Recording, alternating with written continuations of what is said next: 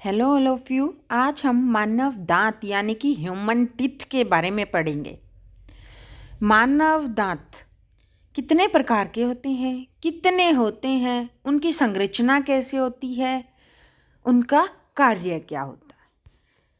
मानव दांतों के प्रकार, संरचना और कार्यों का विवरण।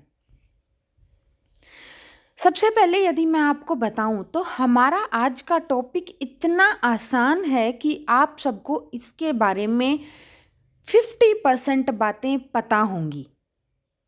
जो बातें मैं आपको बताऊंगी और आप सोचोगे अरे ये तो हमें पता थी, तो आज हम इसमें 50% को रिमाइंड करेंगे, यानी कि सिर्फ याद करेंगे कि ये चीज़ें इसमें हमें लिखनी है यदि हमारा क्वेश्चन आता है एग्ज़ाम में, और 50% बातें हम नई सीखेंगे जो हमें लर्न करनी है, याद करनी है। तो हम इसके बारे में क्या क्या पढ़ेंगे, शुरू करते हैं। सबसे पहले दांतों का कार्य आप सबको पता है, काटने का, चबाने का, पीसने का, फाड़ने का। ठीक है, तो दांत भोजन को काटने, चबाने और पीसने के लिए होते हैं। उसके बाद वयस्क मानव के मुंह में कुल 32 दांत होते हैं। हमारे मुंह में कितने दांत होते हैं? 32। तो हमें क्या याद करना है? ये दोनों बातें याद क्या करनी है, ये तो हमें पता है। दांतों का कार्य भी पता है हमें, और दांत कितने होते हैं हमें ये भी पता है। इसके बाद जो हमें मेन है, जो पढ़ना है और जो हमें याद करना है, वो है दांतों को उनके आकार, संरचना और कार्य के आधार पर 4 प्रकारों में वर्गीकृत किया जाता है। तो आपको इन चारों प्रकारों के नाम याद करने हैं, इनके कार्य याद करने हैं और इनकी संख्या याद करनी है। सबसे पहले मैं आपको टाइप्स ऑफ टीथ यानी कि दांतों के प्रकारों के बारे में बताऊं तो 4 प्रकार के होते हैं। आप देख रहे हो सामने, दिखने में बिल्कुल अलग दिखते हैं। आप देखते ही बता सकते हो ये कौन से टाइप का दांत है। यदि इंग्लिश में बोलूं तो इन्हें इंसिजर, कैनाइन, प्रीमोलर और मोलर कहते हैं। और यदि मैं हिंदी में बताऊं तो इन्हें कृंतक, रदनक, अग्रच्वर्णक और च्वर्णक कहते हैं। अब इनके बारे में हम डिटेल में बात कर लेते हैं। इंसिजर्स यानी कि कृंतक की कुल संख्या 8 होती है, 4 ऊपर और 4 नीचे। आप जैसे ही स्माइल करते हो, मुंह खोलते हो या फिर कोई चीज़ काटते हो, जैसे आपने एप्पल ली और उसको काटा, आपने सेब ली और उसको काटा, तो जिन दांतों का उपयोग उसको पहला बुड़का भरने या फिर पहला काटने के लिए हुआ है, उनको बोलते हैं कृंतक। ऊपरी और निचले जबड़े में 4 कुल 8 संख्या होती है इनकी। स्थान यानी कि ये कहाँ होते हैं? मुंह के सामने। अभी अभी मैंने बताया जैसे ही मुंह खोलोगे तो आपको क्या दिखाई देंगे? कृंतक। तो ये कहाँ होते हैं? मुंह के सामने। इनका कार्य क्या होता है? भोजन को काटना। और इनकी विशेषता क्या होती है? चपटे और तेज किनारे, यानी कि इनके किनारे तेज होते हैं और ये चपटे दांत होते हैं। मोटाई में नहीं होते, ये चपटे होते हैं दांत। उसके बाद मैं सेकंड टाइप की बात करूं तो वो है रदनक यानी कि कैनाइंस, नुकीले दांत, जो क्या फाड़ने के लिए उपयोग होते हैं। यदि मैं आपको याद दिलवाऊं तो जब आपने दुकान से कोई चीज़ ली, यानी कि हम कुरकुरे ही ले लेते हैं, और आपने उनको फाड़ने की कोशिश की, फाड़ते हो, हाथ से नहीं फटा, मुंह से शुरू कर देते हो। उनको जब फाड़ते हो तो आप नुकीले दांतों का उपयोग करते हो। जिन दांतों का आप किसी चीज़ को फाड़ने के लिए उपयोग करते हो उन्हें बोलते हैं कैनाइंस। ये ऊपरी और निचले जबड़े में 2 यानी कि 4 होते हैं। यदि हम मांसाहारी जानवरों की बात करें तो उनके अंदर आपको नुकीले दांत बहुत लंबे लंबे अलग से दिखते हैं। जैसे शेर, कुत्ता, इनके अंदर यदि आप देखोगे नुकीले दांत होते हैं, लंबे लंबे, बड़े बड़े, लंबे लंबे। उनको बोलते हैं रदनक। हमारे अंदर चीरने और फाड़ने का दांतों का कार्य ज़्यादा नहीं है, इसीलिए इनकी क्या है, आकार वो बराबर है बाकी दांतों के, ज़्यादा बड़े ये नहीं होते हैं। तो इनका स्थान कहाँ है? कृंतकों के बगल में।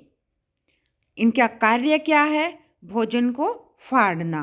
विशेषता क्या है इनकी? नुकीले और मजबूत। ये नुकीले होते हैं और मजबूत होते हैं दांत।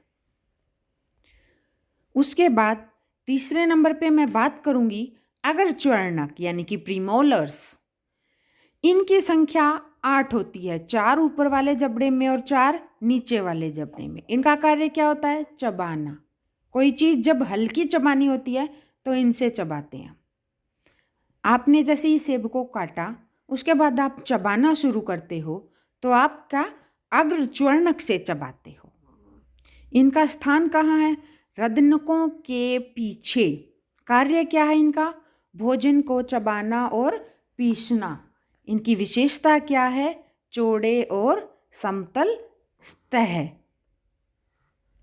इसके बाद जो बिल्कुल आखिर में दांत होते हैं उनको बोलते हैं च्वर्णक, जो कि अग्रच्वर्णक के भी पीछे होते हैं, उनको क्या बोलते हैं? च्वर्णक। ये कुल 12 होते हैं, 6 ऊपर वाले जबड़े में और 6 नीचे वाले जबड़े में। इनका स्थान मुंह में सबसे पीछे होता है। जब कोई चीज़ बहुत ज़्यादा देर तक चबाई जाती है, बहुत अच्छे से चबानी होती है, बहुत अच्छे से पीसनी होती है, तो च्वर्णक का उपयोग होता है। तो इसका कार्य क्या हुआ? भोजन को अच्छी तरह से चबाना और पीसना। विशेषता क्या है? चौड़े और मजबूत।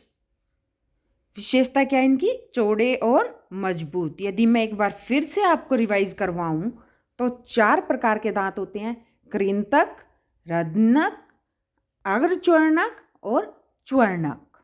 इनकी संख्या की मैं बात करूं तो कृंतक कुल 8 होते हैं, रदनक कुल 4 होते हैं, अग्रच्वर्णक कुल 8 होते हैं और च्वर्णक कुल 12 होते हैं।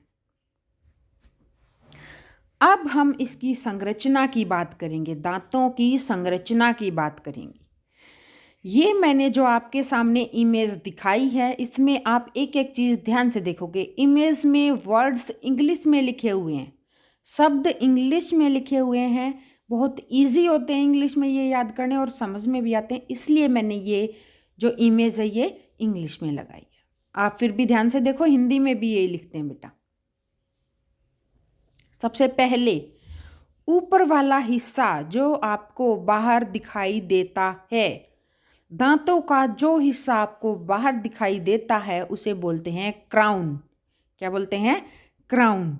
उसके बाद वो हिस्सा जो मसूड़ों के अंदर जाने वाला, यानी कि बिल्कुल आपको मसूड़ों के जो पास दिखाई देता है, उसको बोलते हैं नेक यानी कि गर्दन।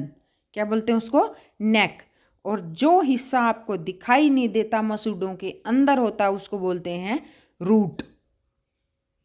इसके अंदर फिर आपको सबसे ऊपर लिखी दिख रही है एनामेल। एनामेल किसे कहते हैं? दांत के सबसे बाहर की परत, सफेद परत होती है एनामेल। ये सबसे कठोर होती है दांत में। सबसे बाहर वाली परत को क्या कहते हैं? एनामेल।